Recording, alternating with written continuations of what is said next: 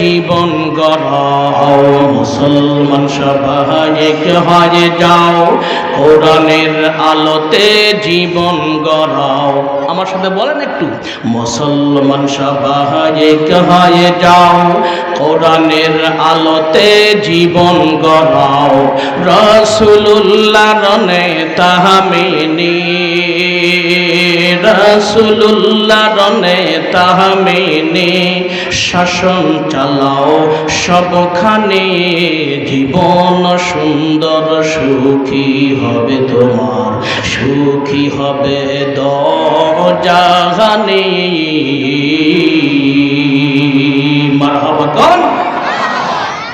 গহনার মাঝে শ্রেষ্ঠ স্বর্ণ, ধর্মের শ্রেষ্ঠ ইসলাম ধর্ম। মারহাবা কোন? শ্রেষ্ঠ ধর্ম কে? যেমন শ্রেষ্ঠ ধর্ম কি? ইসলাম হলো শ্রেষ্ঠ ধর্ম। গহনার মাঝে শ্রেষ্ঠ স্বর্ণ, ধর্মের শ্রেষ্ঠ ইসলাম ধর্ম।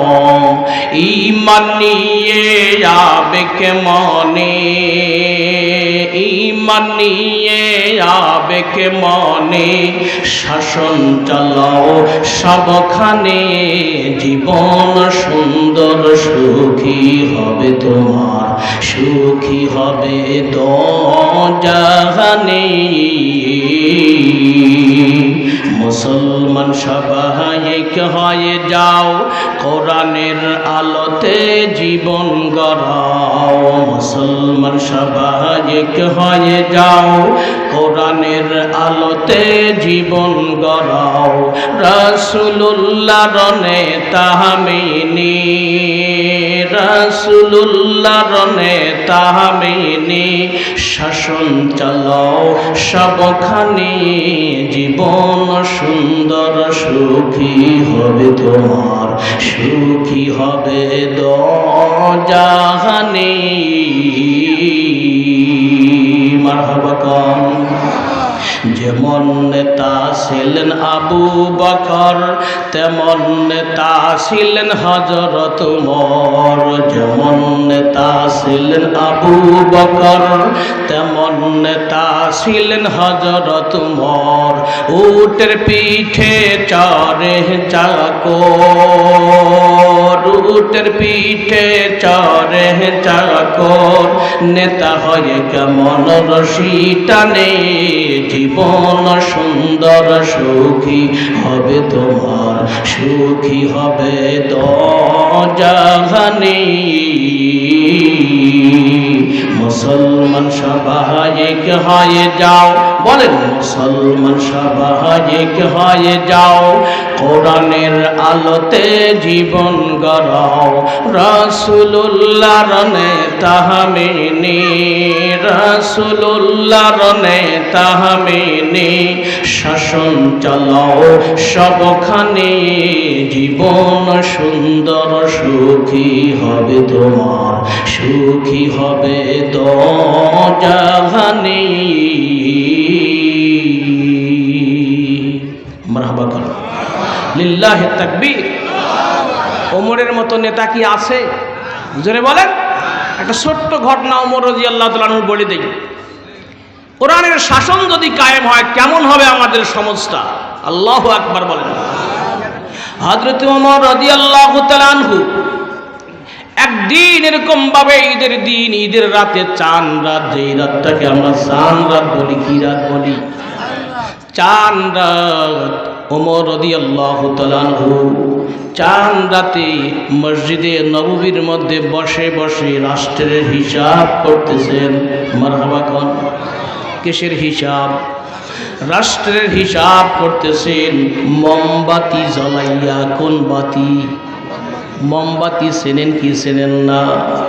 মোমবাতি জ্বলাইয়া ওমর রাদিয়াল্লাহু তাআলা আনহু হিসাব করতেছেন, রাষ্ট্রের হিসাব। ওই সময় এশার নামাজের পর যখন হিসাব করতেছেন মোমবাতি জ্বলাইয়া, ওমর রাদিয়াল্লাহু তাআলা আনহুর স্ত্রী চলে আসছেন। এই বাচ্চারা খালি চিল্লাচিল্লি করে। ভলান্টিয়ার কোথায়? 14-15 জন ভলান্টিয়ার কি করতেছেন আপনারা? আপনাদের কাজ কি? কোনো বাচ্চা যেন কথা না কয়, খুব ডিস্টার্ব হয় ওদের। আপনাদের খারাপ লাগতেছে? স্পষ্ট কথা বোঝা যাইতেছে? হযরত ওমর রাদিয়াল্লাহু তাআলা আনহু রাষ্ট্রের হিসাব করতেছেন, দেশের হিসাব করতেছেন। এই সময় তার স্ত্রী আব্দুল্লাহর আম্মা চলে আসেন। ওমরের বেটার নাম হলো আব্দুল্লাহ। কি নাম জোরে বলেন? ওমরের বেটার নাম কি? আমাদের বেটার নাম এরকম রাখা যায় কি যায় না? হে বন্ধু, আমাদের বেটা বেটিগুলোর নাম তো ইসলামের নাম নাই। চুমকি চুমকি চামকা দুনিয়ার নাম, বল্টু শেল্টু। কথা বলেন ঠিক কিনা? এ বাবারা, নামগুলো রাখবেন সাহাবীদের নামের সঙ্গে মিলাইয়া। আল্লাহ সুবহানাহু তাআলা হাসরের ময়দানে যদি কারো আমল নামায় কোনো নেকি না পায়, সাহাবার নাম নবীর নামের সাথে তার নাম যদি সামঞ্জস্য থাকে, আল্লাহ পাক এই ওসিলা করে ওই সাহাবীর সাথে তাকে মাফ করে দিয়ে জান্নাতে দিবেন। সুবহানাল্লাহ। এই জন্য নাম যখন রাখবেন সাহাবীদের নামের সাথে একটু মিলাই রাখবেন, রসুলের নামের সাথে রসুলগণের নামের সাথে মিলাই রাখবেন। এবার হযরত ওমর রাদিয়াল্লাহু তাআলা আনহুর স্ত্রী চলে আসছেন।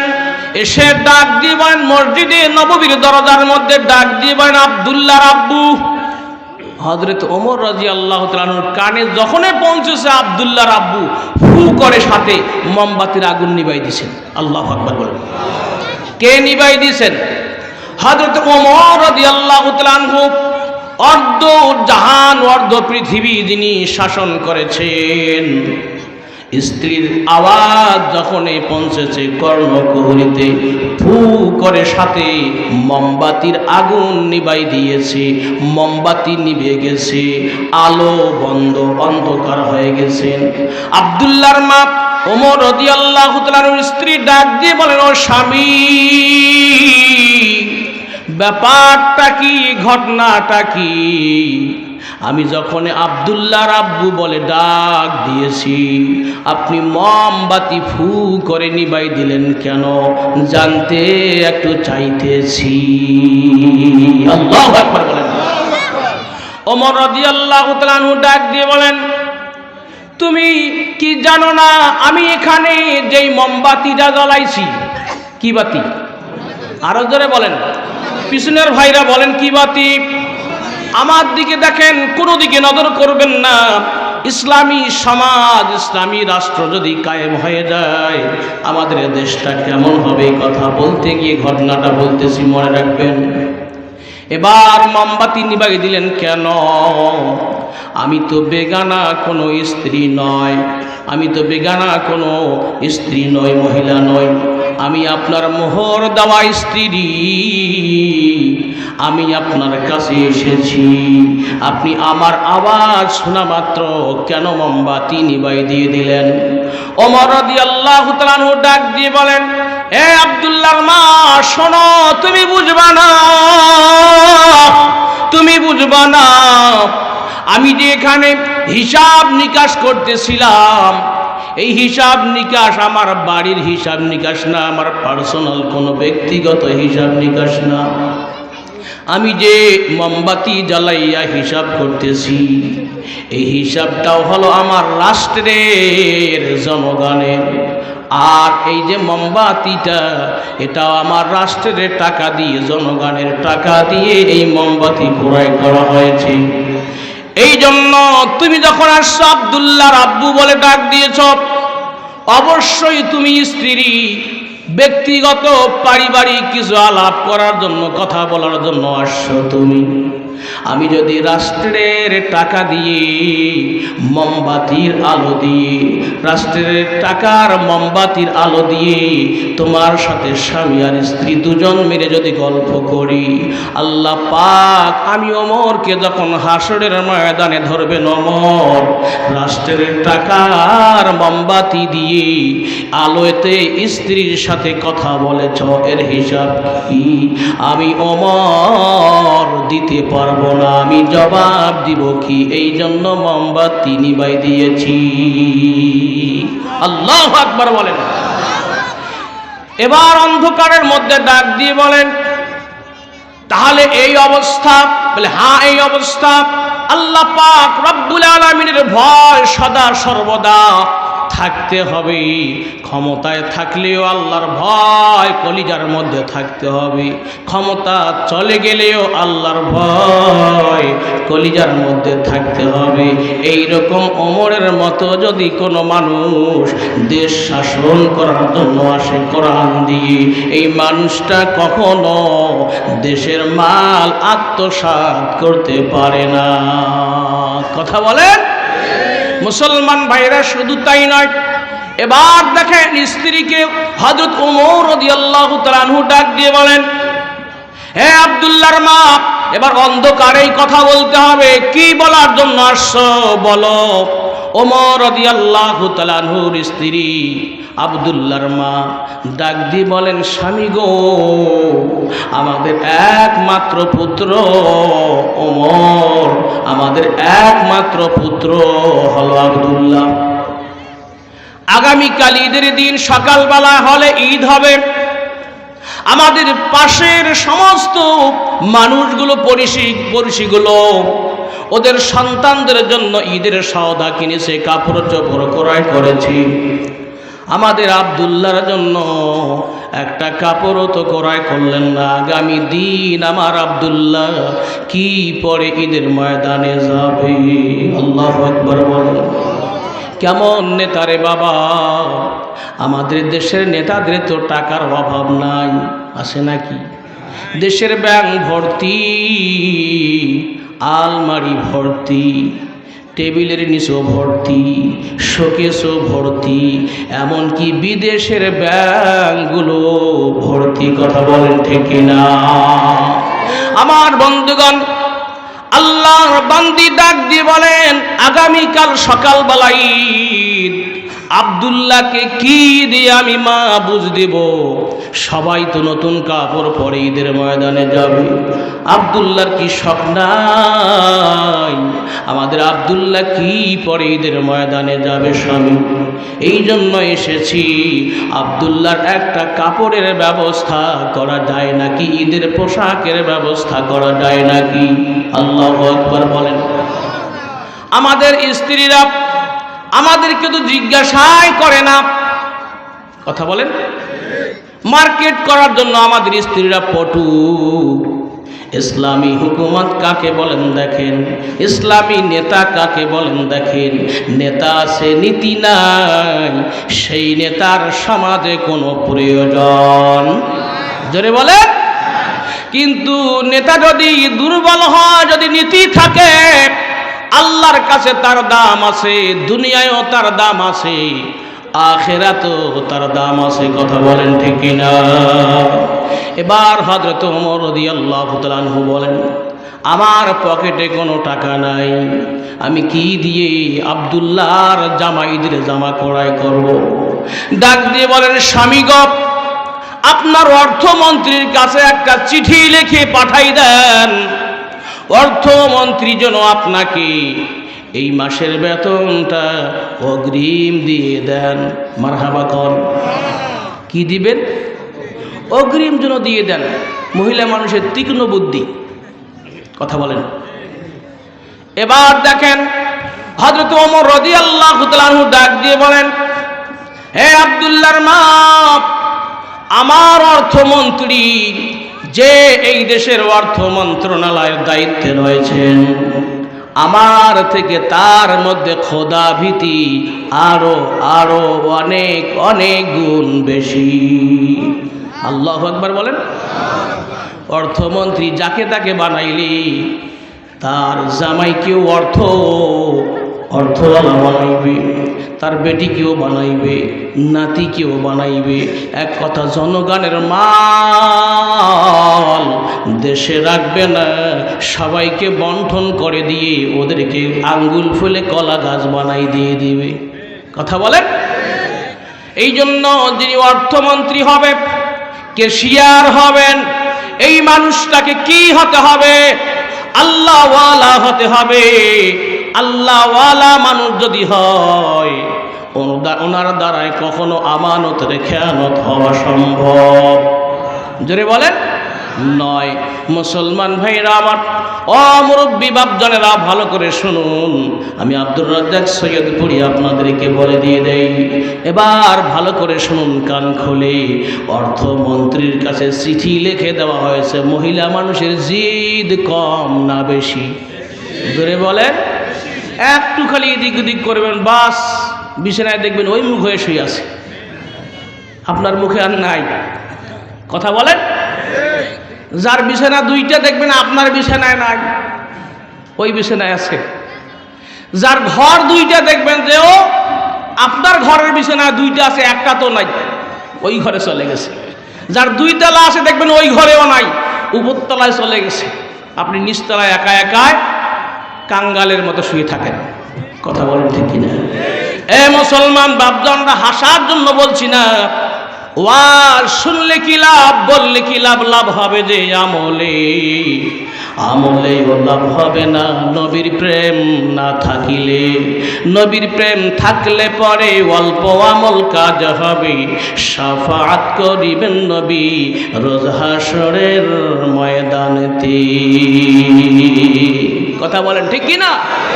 এবার দেখুন, হযরত ওমর রাদিয়াল্লাহু তাআলা আনহু চিঠি লিখে পাঠিয়ে দিয়েছেন অর্থ মন্ত্রণালয়।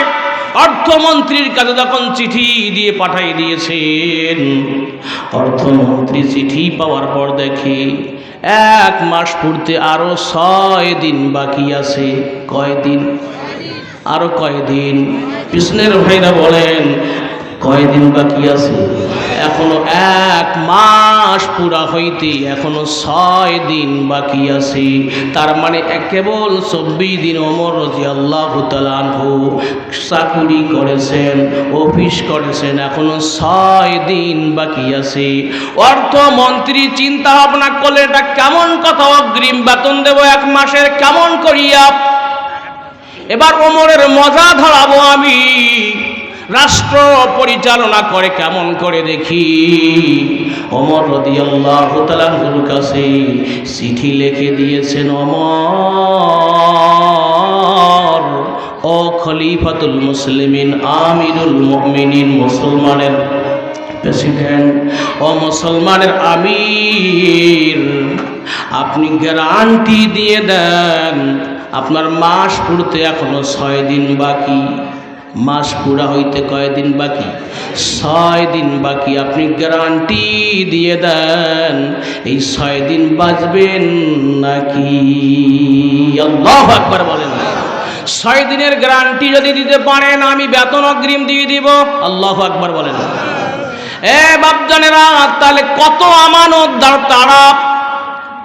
ইসলামী আইন যদি, ইসলামী শাসন যদি, কোরআনের শাসন যদি আমাদের সমাজে এসে যায়, আমরা যদি কোরআনের শাসন আনার জন্য মেহনত করি, চেষ্টা করি, একবারের জন্য যদি এসে যায়, বাংলাদেশে যত অর্থ পাচার হয় একটাও পাচার হওয়ার সুযোগ নাই। বাংলাদেশ খেয়ে দিও অনেক বিলিয়ন ট্রিলিয়ন টাকা পয়সা জমা থাকবে, বাংলাদেশে এরকম ভাবে যাকাত খাওয়ার মতো লোক থাকবে না। কথা বলে হে মুসলমান বাপজিরা, যুবক বন্ধুরা, হযরত ওমর রাদিয়াল্লাহু তাআলা আনহু এবার পত্রবাহকের হাত থেকে যখন পত্রখানা পেয়ে গেলেন, স্ত্রীকে ডাক দিয়ে বলেন, ও আব্দুল্লাহর মা, তোমার দেখো যে আশা নিয়ে আসছো, সে আশাটা আমি ওমর পূরণ করতে পারলাম না। জোরে কোন মারহাবা। বলে কেন, কি হয়েছে?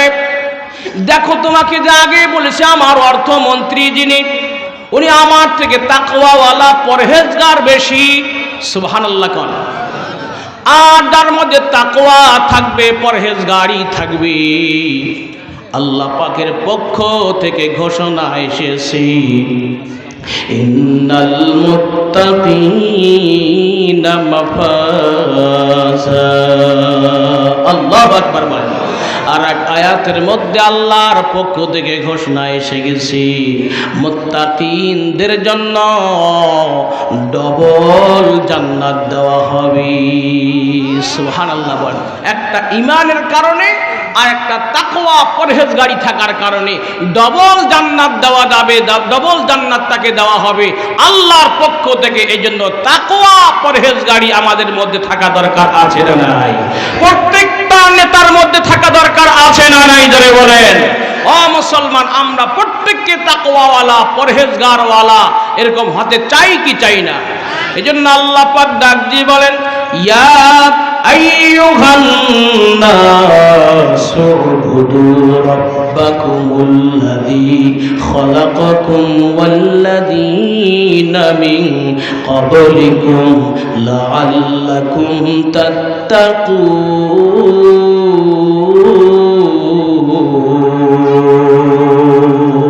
আল্লাহু আকবার। আর জোরে কন্না আল্লাহু আকবার। আমার ভাইরা, আল্লাহ পাক বলেন, ইয়া আইয়ুহান নাস, হে লোক সকল। এখানে হিন্দু, বৌদ্ধ, খ্রিস্টান সবাইকে বলা হয়েছে, শুধু মুসলিমকে বলা হয় নাই। ইয়া আইয়ুহান নাস, হে লোক সকল, উবুদু রাব্বাকুমুল্লাযী খালাকাকুম, ইবাদত করো ওই রবের যিনি তোমাদেরকে সৃষ্টি করেছেন, তোমাদের পূর্ববর্তী লোকদেরকে সৃষ্টি করেছেন, তোমাদের পূর্ববর্তী পুরুষদেরকে সৃষ্টি করেছেন, তারই তোমরা ইবাদত করো, গোলামি করো, দাসত্ব করো। আমাদের পূর্ববর্তীদেরকে সৃষ্টি করেছেন। কয়জনে বললেন? বাকি মানুষ বললেন না। আমাদের সৃষ্টিকর্তা কে? আমাদের বাপকে সৃষ্টি করেছেন কে? মাকে সৃষ্টি করেছেন কে? দাদাকে সৃষ্টি করেছেন কে? দাদিকে সৃষ্টি করেছেন কে? আল্লাহ পাক বলেন, তোমাদের বাপ দাদা নানা 14 গোষ্ঠী, গোষ্ঠীর গোষ্ঠী গোষ্ঠীর গোষ্ঠী আদম পর্যন্ত যত মানুষকে যিনি সৃষ্টি করেছেন তার ইবাদত করো, ওই রবের ইবাদত করো। ওই রবে আমাদের সব, ওই রবে আমাদের সব। কথা বলেন ঠিক কিনা? ওই রব আমাদের রিজিক দেন, ওই রব আমাদের হায়াত দেন। কথা বলেন ঠিক কিনা? ওই রব আমাদের মউত দেন, ওই রব আমাদের ধন দৌলত দেন, ওই রব আমাদের অভাব দেন, ওই রব আমাদের সবাই এরকম ভাবে দুঃখ দেন, কষ্ট দেন। ওই রব আমাদের রোগ দেন, আবার শেফাও করে দেন। কথা বলেন ঠিক কিনা? সেই রবের ইবাদত করো তোমরা, তাহলে কি হবে? লাআল্লাকুম তাত্তাকুন।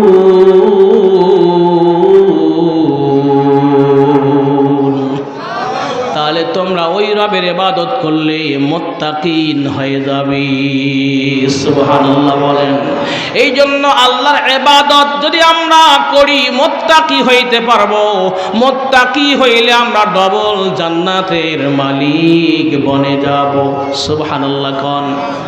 এই জন্য ডবল জান্নাত পাওয়ার জন্য আল্লাহ আমাদের খুব ভালোবাসিয়া মোহাব্বত করিয়া আমাদেরকে আল্লাহ পাক রব্বুল আলামিন একখানা কিতাব জীবন ব্যবস্থা হিসাবে দান করেছেন রমজান মাসে। সুবহানাল্লাহ কোন। শাহরু রমাদানাল্লাযী উনজিলা ফীহিল কুরআন হুদাল লিন্নাস ওয়া বাইয়িনাতিম মিনাল হুদা ওয়াল ফুরকান।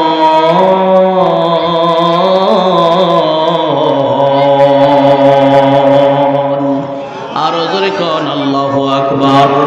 আল্লাহ পাক ডাক দিয়ে বলেন, এই মাস এমন একটি মাস, আগত মাস, সামনে আমাদের কয়েকদিন পরে যেই মাসটি আসছে, এই মাসটির নাম কি? জোরে বলেন, আরো জোরে বলেন। আরবি চন্দ্র মাসের নাম রমাদান। রমাদান মানে হলো জ্বালিয়ে পুড়িয়ে ছাই খাই করে দেওয়া। সুবহানাল্লাহ কোন। রমজান একটা পবিত্র মাস, আর এই মাসটার নামের অর্থ আবার ভিন্ন। কি ভাই? অর্থ রমাদান শব্দের অর্থ হলো জ্বালিয়ে পুড়িয়ে ছাই করে দেওয়া। এটা কেমন কথা হলো, সামঞ্জস্য কেমন হলো? আল্লাহ সুবহানাহু তাআলা ডাক দিয়ে বলেন, তোমাদের জন্য আমি হেদায়েত স্বরূপ, হেদায়েতের জন্য আমি একখানা কিতাব নাযিল করলাম। সেই কিতাবের নাম হলো কোরআন। হক এবং বাতিলের মধ্যে পার্থক্যকারী কিতাব, তার নাম হলো কোরআন। রমজান মাস আমি নাযিল করলাম। সুবহানাল্লাহ বলেন। হক এবং বাতিলকে পার্থক্য করার জন্য আল্লাহ এই কিতাব নাযিল করেছেন। সেই কিতাবের নাম কি? জোরে বলেন কি? এই কোরআন দিয়ে রমজান মাস তারাবি চলবে। কয়টা? জোরে বলেন, জোরে বলেন। 30 তারাবি চলবে। কি দিয়ে? কোরআন দিয়ে। যেখানে আল্লাহর কোরআন তেলাওয়াত হয়, নবীজি ফরমান, ওই জায়গায় আল্লাহর রহমত বৃষ্টির মতো বর্ষণ হইতে থাকি। আরো জোরে কোন সুবহানাল্লাহ। এই কোরআন নাযিলের মাস রমজান মাস। এ বাবারা, আল্লাহ কোরআন কেন নাযিল করলেন? হুদাল্লিল মুত্তাকিন, মুত্তাকিনদের জন্য, যারা পরহেজগার, এদের জন্য আল্লাহ পাক রাহবার হিসাবে, গাইডলাইন, গাইড বুক হিসাবে আল্লাহ পাক কোরআনুল কারীম নাযিল করে দিয়েছেন। ধরে কোন সুবহানাল্লাহ। কোনটা হক, কোনটা বাতিল, কোনটা হালাল, কোনটা হারাম, কোনটা জায়েজ, কোনটা নাজায়েজ, কোনটা মাকরুহ, কোনটা মুবাহ, কোনটা করণীয়, কোনটা বর্জনীয়, এটা শিখার জন্য আল্লাহ কোরআন নাযিল করেছে। আল্লাহু আকবার বলেন। কোরআন কার কালাম? জোরে বলেন, কোরআন কার কালাম? আল্লাহর কালাম, আল্লাহ পাকের কথা।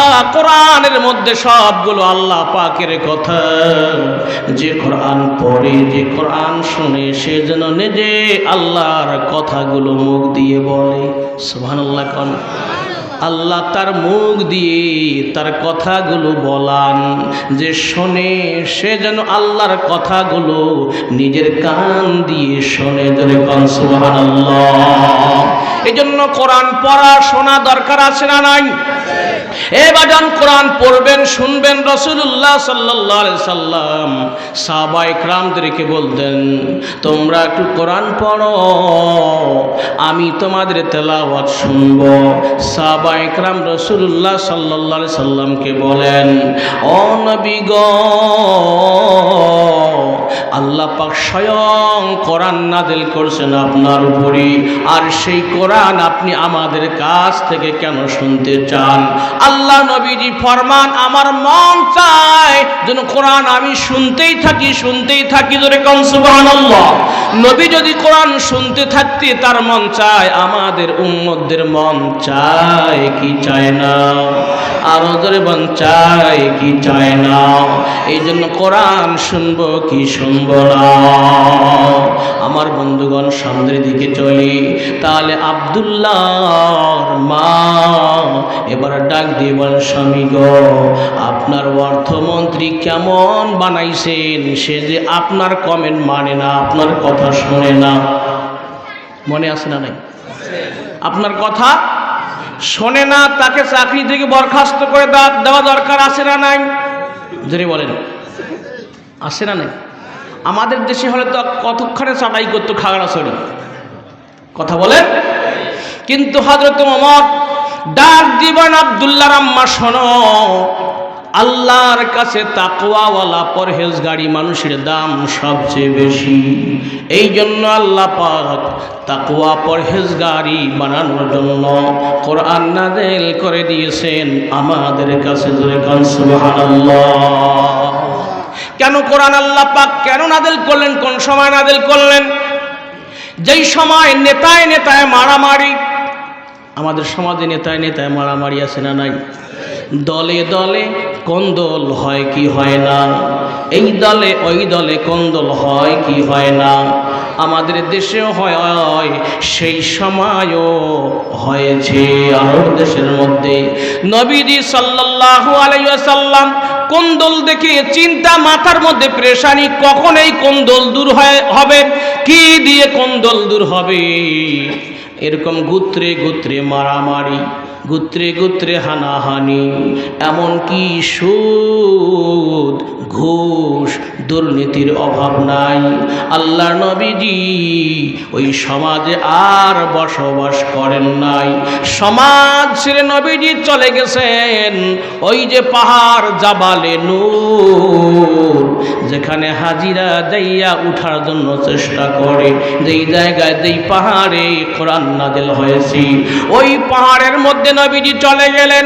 যাইয়া নবীজি 1 থেকে 6 মাস এরকম ভাবে টানা ওখানে অবস্থান করলেন। আল্লাহ পাক রব্বুল আলামিন রমজান মাস যখন আসলো, নবীর কান্না, নবীর দোয়া, নবীর মুনাজাত কবুল করে নিয়ে আল্লাহ পাক লাইলাতুল কদরের রাত্রিতে কোরআন কারীম নবীর উপর নাযিল করে দিয়ে দিলেন। সুবহানাল্লাহ। নবী আপনি পেরেশান হইতেছেন, গমগীন হইতেছেন, চিন্তিত হইতেছেন, টেনশন করতেছেন। নবীজি টেনশন করবেন না, গমগীন হবেন না, পেরেশান হবেন না। আপনার এই সমাজের অবক্ষয়, সমাজের দুর্নীতি, সমাজের সমস্ত অধোগতি দূর করার জন্য আমি আপনার কাছে কোরআন নাযিল করেছি। সুবহানাল্লাহ।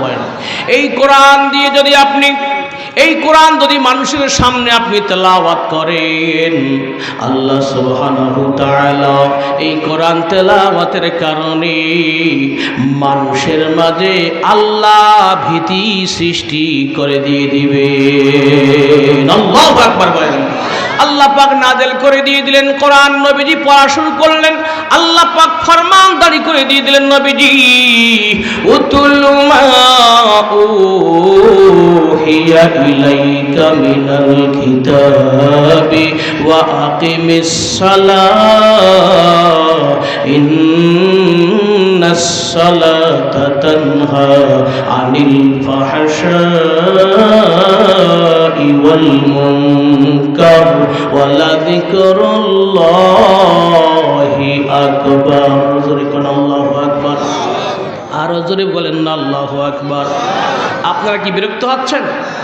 মুসলমান বাপদানেরা ও মুসাল্লিয়ান ইকরাম, আল্লাহ সুবহানাহু তাআলা ডাক দিবেন নবী, আপনি সমাজের দিকে লক্ষ্য করে টেনশন করতেছেন, সমাজের দুর্নীতি কেমন করে চলে যাবে, উঠে যাবে।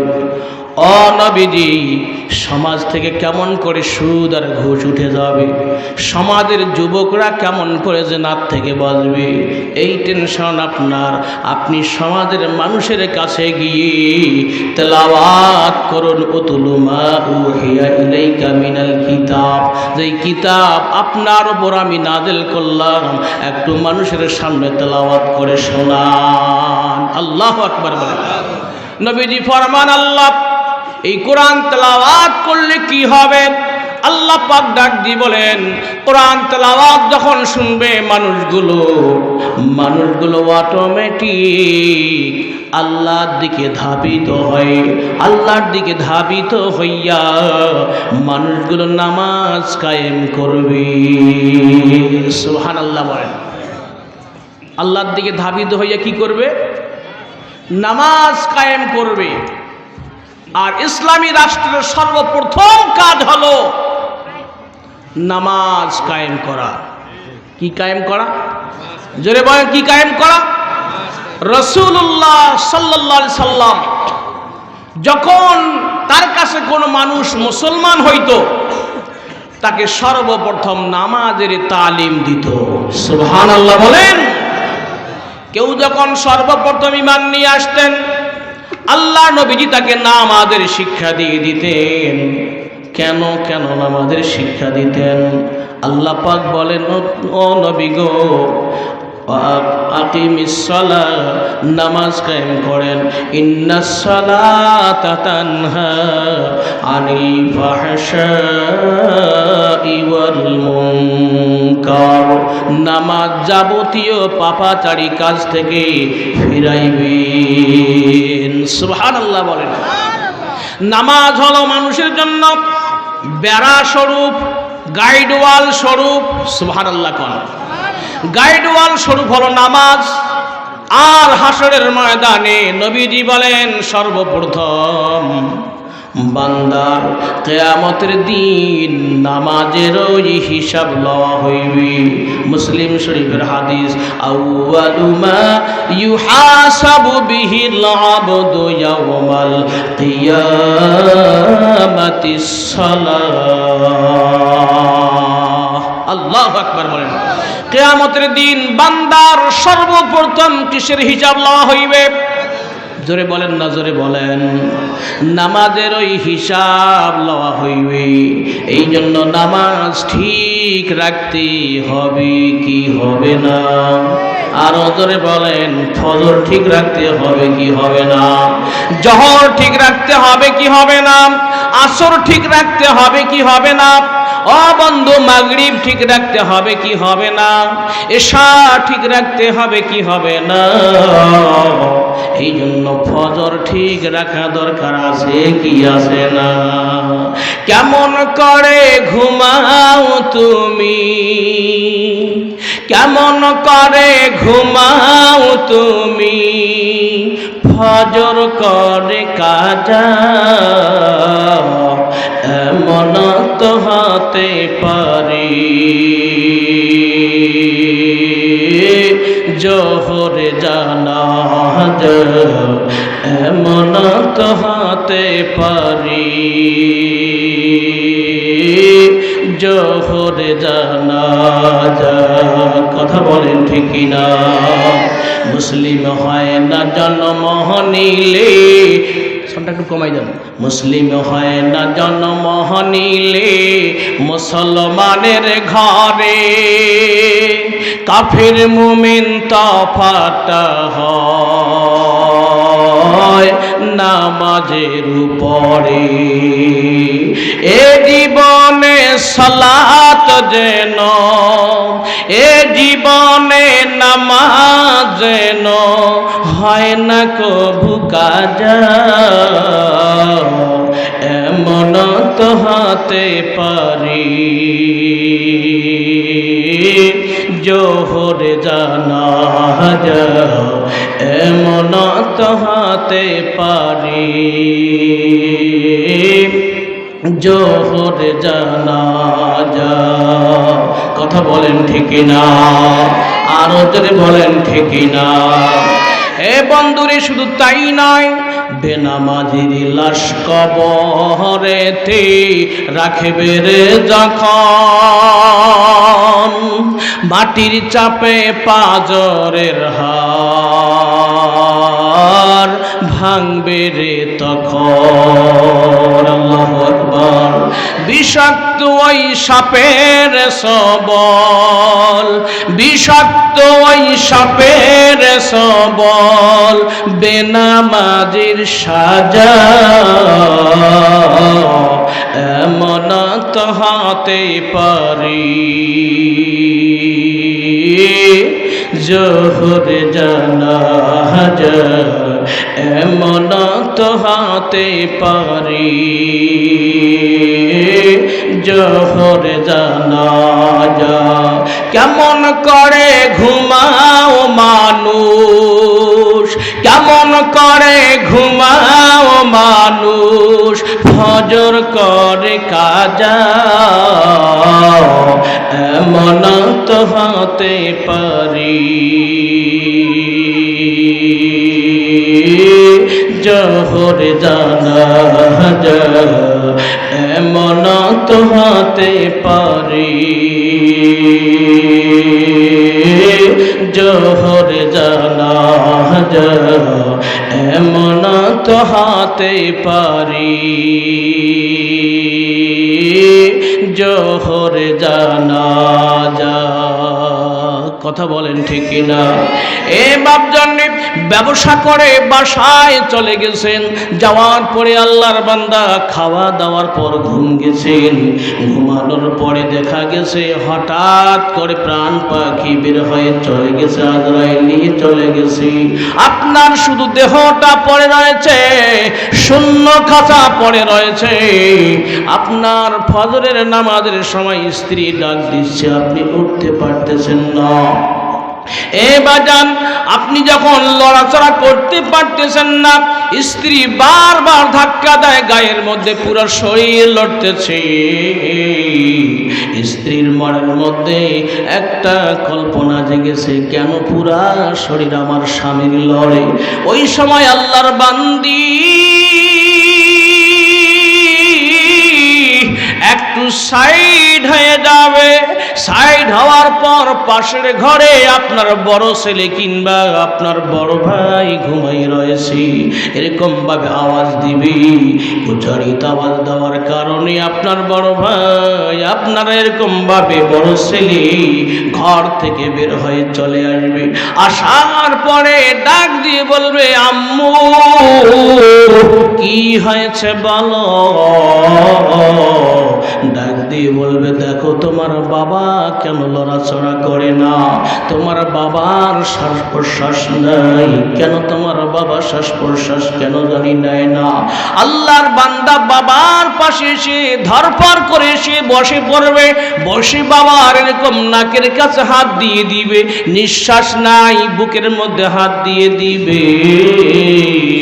দেখবে বাবার বুকটাও লড়াচড়া বন্ধ করে দিয়েছে।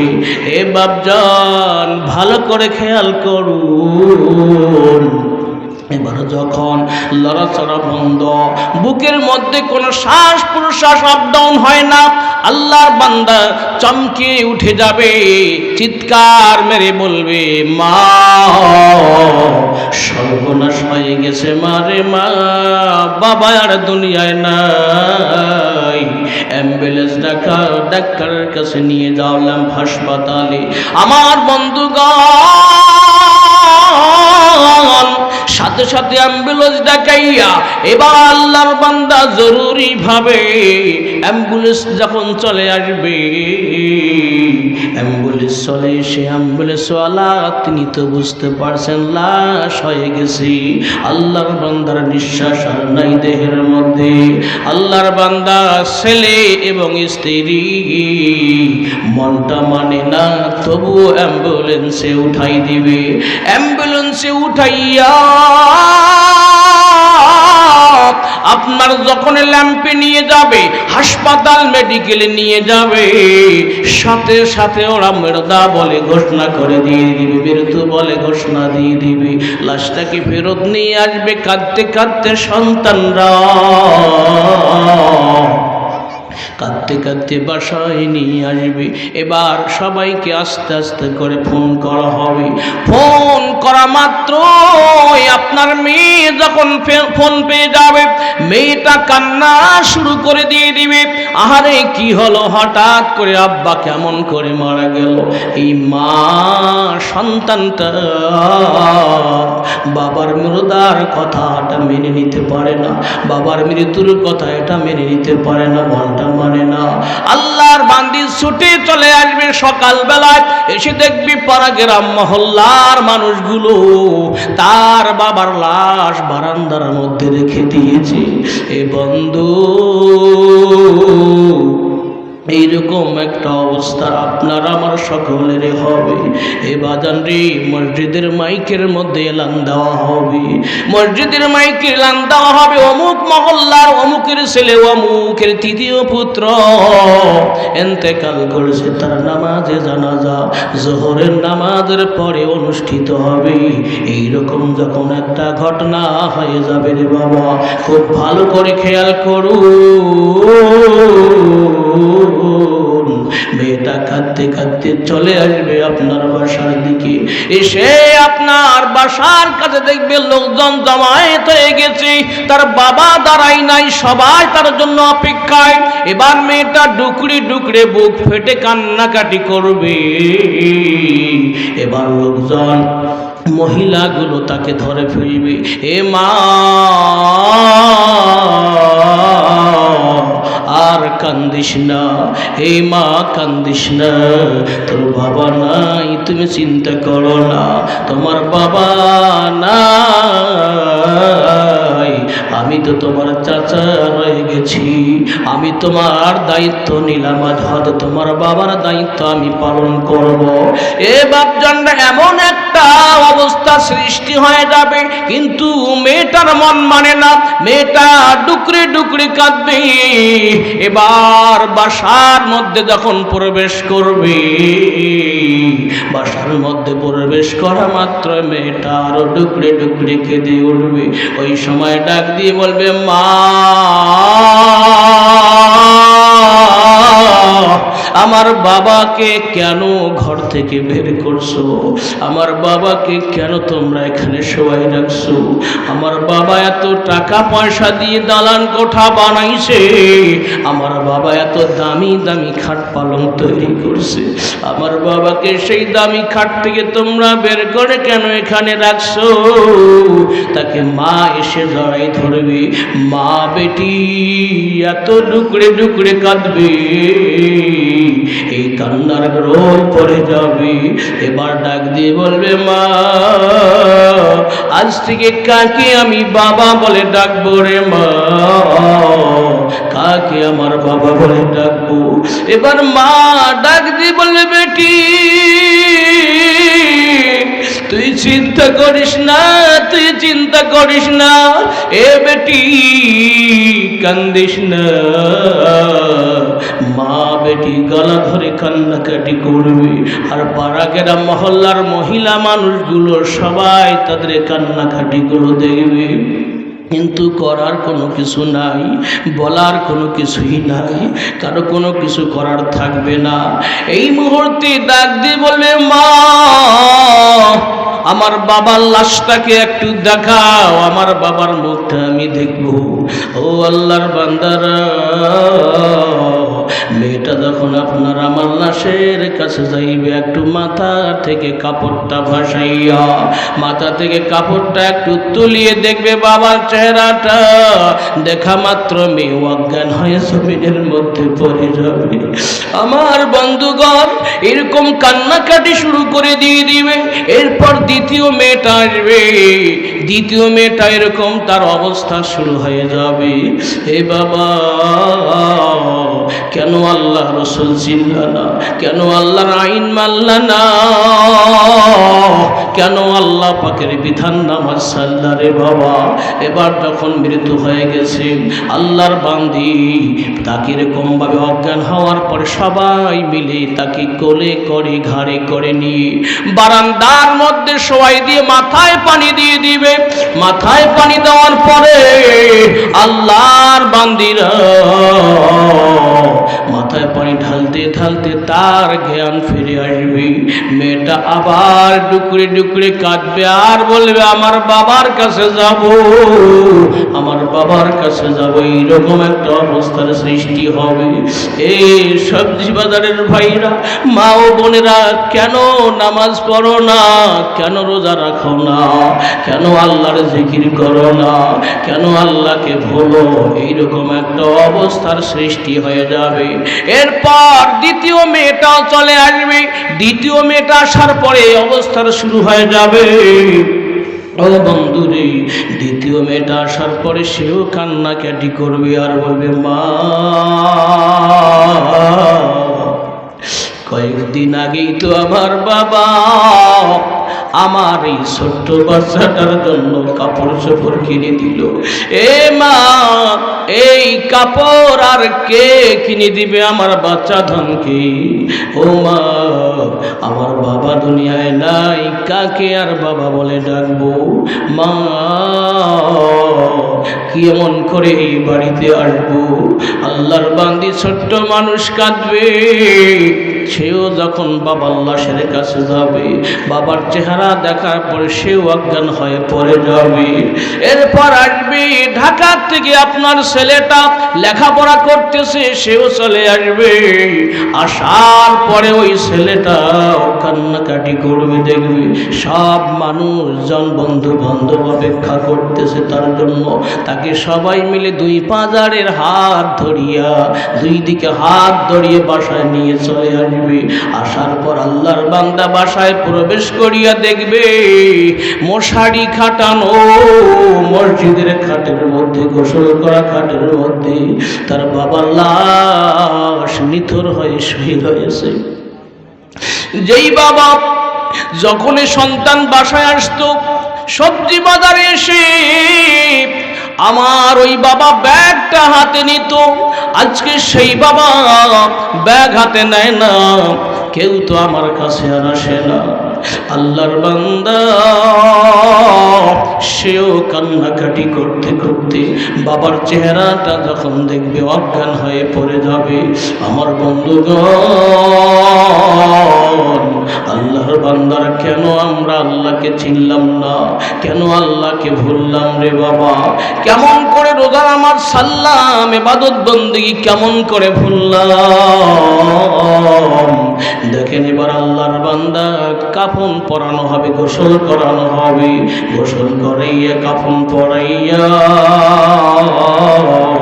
আল্লাহর বান্দাকে চকলেট বানাই দেওয়া হবে। কথা বলেন ঠিক না?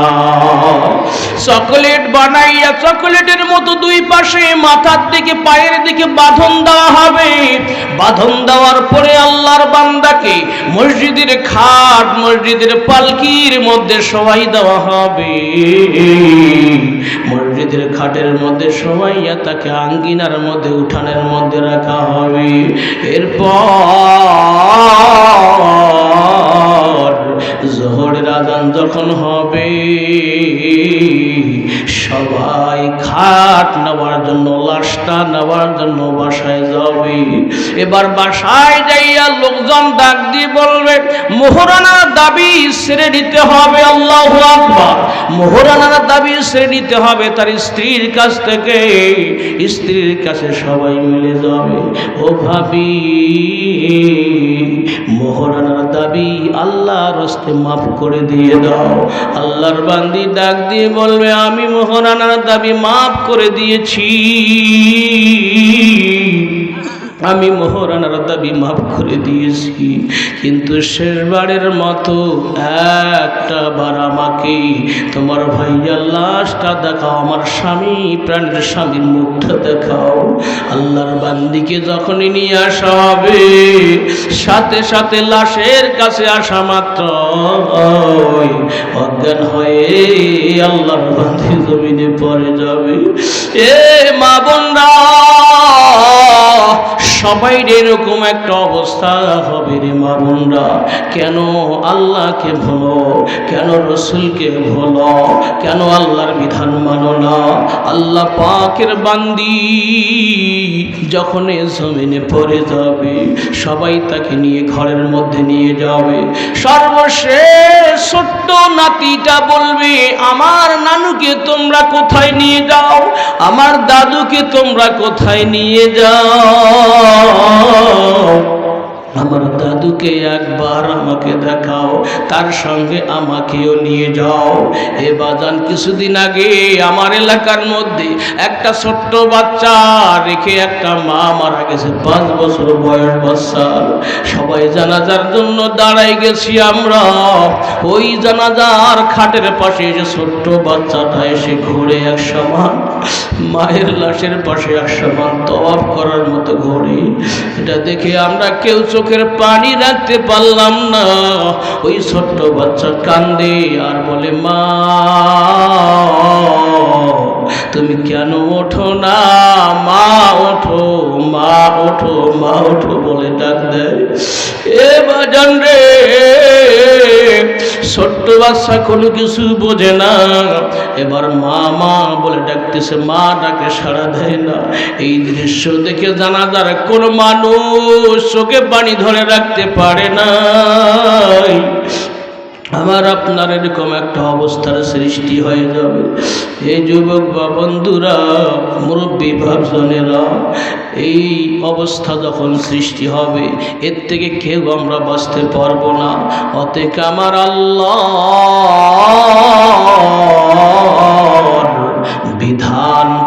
ওয়াক্ত নামাজ রমজানের রোজা কেউ ছাড়ব না। নিয়ত করা যাবে কি যাবে না? কারা কারা নামাজ ছাড়ব না একটু হাতটা তুলে আল্লাহকে দেখায়। লিল্লাহি তাকবীর। আল্লাহ তোমার বান্দার হাত পেতে দিয়েছে, তোমার দরবারে সারেন্ডার করেছে, দুই হাতটা তুলে ওয়াদা দেয়, আল্লাহ আমার মুসাল্লি ভাইদের কবুল করে নিয়ে নাও, 5 ওয়াক্ত নামাজ পড়ার তৌফিক দিয়ে দাও। সবাই বলেন আমিন। সামনে রমজান আসছে রে বাবা, রোজা ছাড়ব না, সবাই চেষ্টা করব রমজানের 30টি রোজা রাখার জন্য। আল্লাহ যেন কবুল করেন। সবাই বলি আমিন। হাতটা নামান। আল্লাহ সবাইকে মাফ করে দেন বিগত জীবনের গুনাহগুলো। সবাই বলি আমিন। এরপরে দেখা যায় জানাজার জন্য যখন তৈরি করা হয়েছে লাশটা, এরপর দেখা যাবে আপনাকে বাসার থেকে যখন বের করা হবে ওই মরদার খাট দিয়ে, দেখা যাবে বাড়ির সবাই ডুকরে ডুকরে কাঁদবে, কিন্তু কারো কথা শোনা হবে না। লাশটা বের করে নিয়ে চলে আসা হবে। এবার মাঠের দিকে নিয়ে যাওয়া হবে। জোহরের নামাজ পড়িয়া মুসাল্লিরা সবাই ময়দানে যাইয়া নামাজের জন্য জানাজার নামাজের জন্য দাঁড়াই যাবে।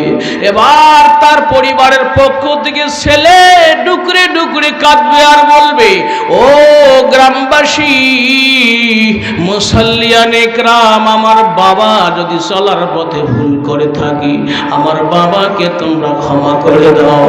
আমার বাবা যদি লেনদেন কারো কাছে থেকে থাকি আল্লাহর রাস্তে মাফ করে দিয়ে দিবেন। মাফ না করলে আমার কাছে বলবেন, আমি পরিশোধ করব। এইরকম বলার পরে আপনার আমার জানাজার জন্য ইমাম সাহেব দাঁড়িয়ে যাবে। ইমাম সাহেব দাঁড়াইয়া নামাজের নিয়ত বলে দিয়ে দিবে। নামাজের নিয়ত বলিয়া আল্লাহর বান্দা ইমাম সাহেব এবার জানাজার নামাজ শুরু করে দিয়ে দিবে। জানাজার নামাজ করার পর দুই পাশে সালাম ফিরাইয়া 40 কদম গনিয়া লাশটাকে কবরের দিকে নিয়ে যাওয়া হবে।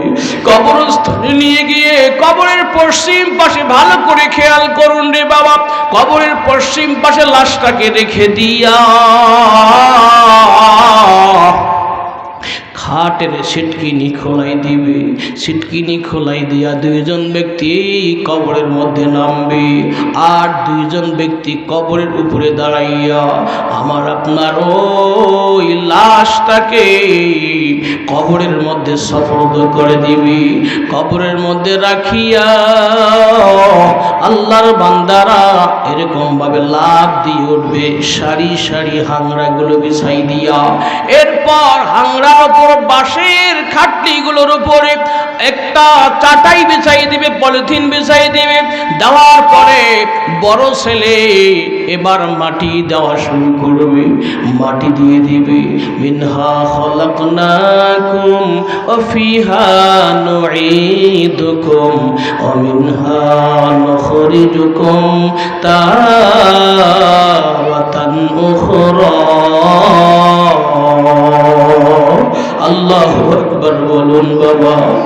এ বাজানে কবরে যখন কবরের কম্বায় মাটি দিয়ে যখন প্রথম ব্যক্তি 40 কদম দূরে চলে যাবে, আব্দুল্লাহ ইবনে আব্বাস রাদিয়াল্লাহু তাআলা আনহু হাদিসের মধ্যে বর্ণনা আছে, হযরত আব্দুল্লাহ ইবনে আব্বাস রাদিয়াল্লাহু তাআলা আনহু বলেন, যখন 40 কদম দূরে সরে চলে যাবে প্রথম ব্যক্তি মাটি দেওয়ার পরে, ওই সময় কবরের মধ্যে ইয়াতিহি মালাকাইন ফায়ুজলিসা, আল্লাহর দুইজন ফেরেশতা চলে আসবে। আসার পরে তাকে কবরওয়ালা ব্যক্তিকে, ও বন্ধুরে, ওই লাশটাকে কবর থেকে উঠে বসাবেন। আল্লাহু আকবার। দুইজন ফেরেশতা এসে কবর থেকে উঠে তাকে বসাবেন, বসাইয়া তাকে জিজ্ঞাসা করবেন, মান রাব্বুকা ওয়া মান নাবিয়্যুকা ওয়া মা দীনুকা ওয়া মান হাদার রাজুলু, তোমার রব কে ছিল? কবরে ঈমানের পরীক্ষা বাবা, হাসরে আমলের পরীক্ষা রে বাবা। হাসরে ঈমানের পরীক্ষা হবে না, কবরে হবে ঈমানের পরীক্ষা। মান রাব্বুকা, তোমার রব কি? এরপর বলা হবে তোমার নবী কি? এরপর বলা হবে তোমার কোন ধর্ম তুমি মেনেছিলা, কোন ধর্মের অনুসারী তুমি ছিলা। এ বাজান রে, হাদিসের মধ্যে আসছে যদি মুর্দা ব্যক্তি বেআমল হয়, যদি মুর্দা ব্যক্তি বেআমল হয়, সে এরকম ভাবে শুধু আফসোস করবে, হায় হায় লা আদরি, আমি কিছুই জানি না, আমার রবকে আমি জানি না, আমার ধর্মকে আমি জানি না, নবীকে আমি জানি না। আল্লাহ পাক রব্বুল আলামিনের পক্ষ থেকে ঘোষণা করা হবে, ওই ব্যক্তির কবরের মধ্যে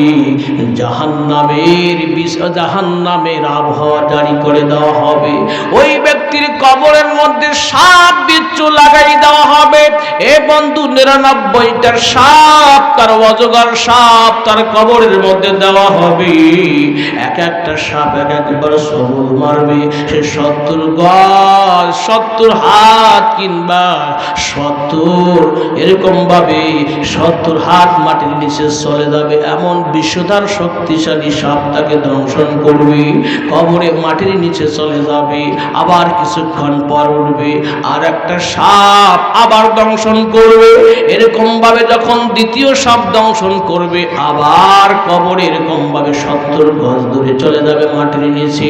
আবার কিছুক্ষণের মধ্যে উঠবে, আবার কিছুক্ষণের মধ্যে যখন উঠবে, আবার আর একটা সাপ দংশন করবে। এ বাদান, একটা দুইটা নয়, কবরে কমপক্ষে 99টা সাপ এসে যাবে।